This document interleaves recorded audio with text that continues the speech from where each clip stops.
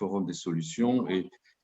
je suis très heureux de vous accueillir. Il y a encore beaucoup de monde inscrit et qui, après, bien sûr, sont en replay. C'est le moment, mais très rapidement, de faire un rapide bilan que, malgré je dirais les conditions du confinement, etc., nous avons tenu notre scénario de 9 forums des solutions, dont un, je dirais, hors les murs à Bourges, hein, qui a été aussi un grand succès avec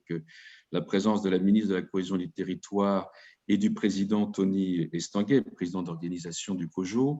Est-ce qu'on m'entend bien, Hélène?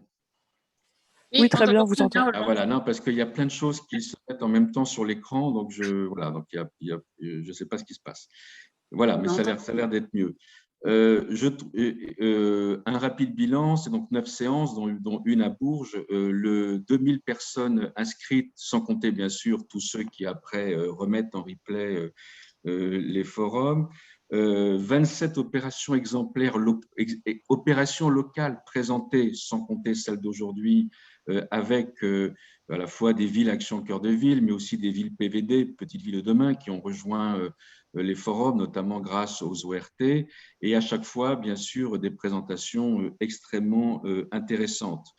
Quand je revois simplement les titres, en tout cas les thèmes plutôt, de nos dernières séances sur objectifs santé, la santé en ville, le ZAN, le zéro artificialisation nette, la production en ville, se déplacer, les circuits courts, les ressources locales, la création dans les espaces anciens, le recyclage des bâtiments et aujourd'hui je dirais la co-construction citoyenne ou la participation citoyenne, on voit bien qu'on est en permanence à la fois sur des sujets très profonds, mais qui sont de parfaite actualité. Et je crois que c'est tout l'intérêt des forums, je dirais, de jumeler, je dirais, dans l'esprit de la communauté Action Cœur de Ville, de détecter des belles opérations et de coller, bien sûr, aux défis, aux questions que se posent beaucoup d'élus et d'acteurs locaux lorsqu'ils doivent, bien sûr, mener à bien leur opération de requalification des centres-villes, d'aménagement urbain, etc. Je tiens donc à en remercier tout particulièrement bien sûr avec Marguerite Demetz, ma collaboratrice qui s'occupe des forums au sein de la direction du programme ACV, l'équipe de PUCA, Hélène, Florentin, bien sûr, et toute l'équipe, Francis Rambert et l'équipe de la Cité de l'Architecture et du Patrimoine, bien sûr nos partenaires financiers du programme, la Caisse des dépôts, Banque des territoires, Action Logement, l'ANA, un opérateur comme le CEREMA, et puis bien aussi le ministère de la Culture qui est aussi partenaire de nos forums. Donc je tiens vraiment sincèrement à remercier l'ensemble des membres de ces équipes pour leur contribution imminente. Le compte-rendu, dans une forme d'ailleurs, je dirais pas non pas améliorée, parce que la première édition était bonne, mais le compte-rendu, la valorisation de tous ces 9 ateliers thématiques, forums thématiques, donc paraîtra au mois de juillet. C'est en cours avec aussi le forum de Bourges sur le design actif. Et donc, nous assurerons à ce moment-là une très grande diffusion. Et je peux vous dire que la diffusion de ce document, qu'elle soit numérique ou papier, reçoit un très grand intérêt. Le thème sur lequel nous finissons cette deuxième saison, si je peux me permettre cette expression, est très important. Il est peut-être un des grands acquis d'Action Cœur de Ville, je ne veux pas dire en termes de surprise, mais nous avions dans les axes du programme Action Cœur de Ville, il y avait les 5 axes thématiques, le logement, le patrimoine, etc. Et puis, il y avait 2 axes transversaux, la transition écologique et la participation citoyenne. Il n'y a pas de ville dans laquelle, d'ailleurs, nous avons pu être en contact, dans lequel on s'est déplacé ou pour lequel nous avons des échanges,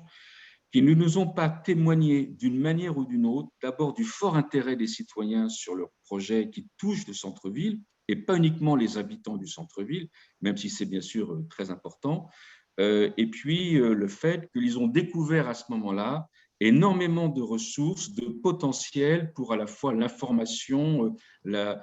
communication, la participation, et dans certains cas, ça allait jusqu'à la co-construction. Vous le verrez bien sûr cet après-midi, mais je pense par exemple à un des projets que, lorsque j'ai visité Limoges, c'est la place de la République, où la municipalité nous indique que la contribution des habitants a permis de modifier le projet pour tenir compte effectivement des contraintes ou des aspirations des uns et des autres. D'ailleurs, on en parle dans le bilan à mi-parcours que nous avons diffusé nous avons diffusé ce printemps. Et donc,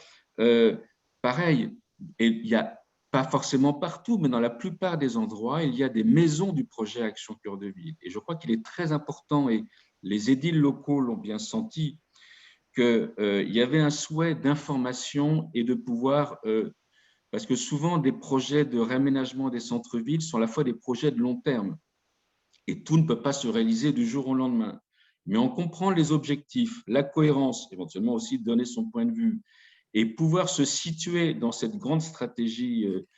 urbaine menée par la municipalité, etc., est effectivement un des grands acquis du programme, avec la multiplication des maisons Action Cœur de Ville, avec des géographies variables. Parfois, c'est la municipalité, parfois, c'est avec des partenaires, parfois, c'est des procédures, etc. Je ne veux pas être plus long, puisque c'est très important que nous ayons bien sûr les témoignages des exemples, mais pour vous dire que cet axe transversal du programme Action Cœur de Ville, qui n'était pas considéré comme mineur par nous, mais a été un axe majeur pour l'ensemble des acteurs locaux, et je tiens à les féliciter. Et donc, je me réjouis de la présentation de plusieurs cas très intéressants cet après-midi, qui sont bien sûr, qui ont vocation à être diffusés au plus grand nombre. Voilà, bon forum à tous, et Hélène, je te redonne la parole. Merci, Monsieur le Préfet, merci Roland pour cette ouverture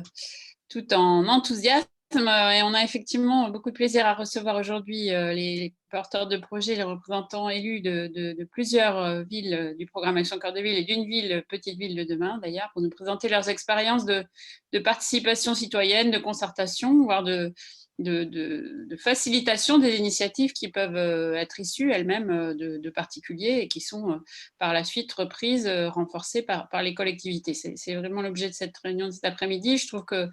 par ailleurs, pour cette dernière session de la saison, et alors que le déconfinement s'enclenche, de faire parler les citoyens et les habitants et de les reconnaître comme des acteurs du projet, c'est particulièrement important. Et donc, on est très heureux de pouvoir ouvrir cette session avec Francis Rambert qui va m'accompagner dans l'animation de l'après-midi. Et puis, un grand témoin, je ne sais pas s'il faut encore le présenter, Joe Spiegel, qu'on a vu beaucoup nous parler de démocratie participative pour lui depuis près d'une vingtaine d'années, qui a été longtemps maire de Kingersheim et qui reviendra en fin d'après-midi, avant la clôture à 16 heures, sur ces trois expériences et puis sur son expérience à lui de travail avec les citoyens, avec les usagers depuis de longues années et les résultats que ça produit sur le terrain.